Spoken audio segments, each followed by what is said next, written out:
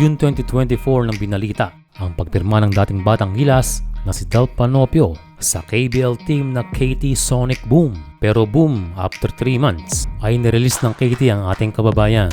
Kaya sayang hindi siya nakakapaglaro sa opening season.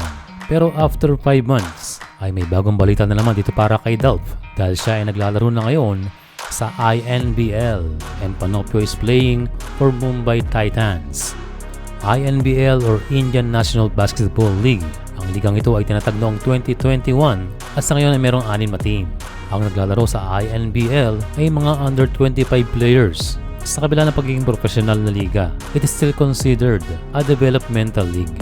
So this can be a stepping stone para kay Delp Panopio and hopefully mapansin sa ibang liga. May mga foreigner din sa ligang ito. Si Delp ay merong teammate na Australian at isang New Zealander.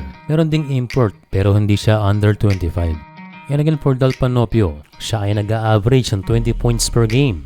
And noong nakarang laro siya ay merong 25 points sa 27 minutes sa loob ng court. Isa sa na-showcase si Delp sa liga na ito ay ang kanyang outside game. He shot 42% sa game na ito. Ang coach nila Panopio ay taga Netherlands, kaya he is learning a Euro style of basketball, although sanay naman siya rito dahil siya ay taga Italy rin. And kagaya ng madalas niyang gawin ay nakaka-ankle break din itong ating kababayan.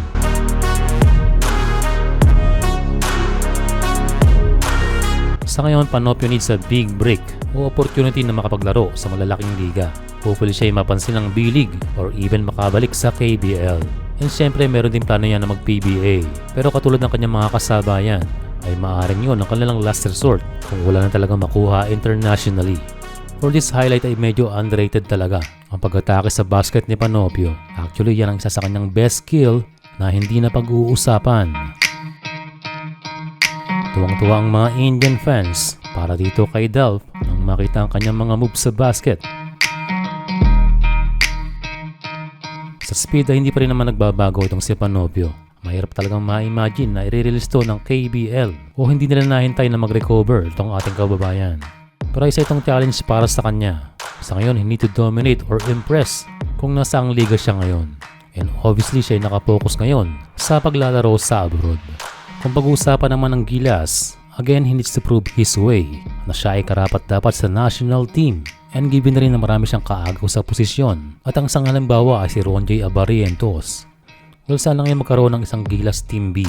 Ang team na ilalaban sa SEA Games at ilang kompetisyon katulad ng Jones Cup.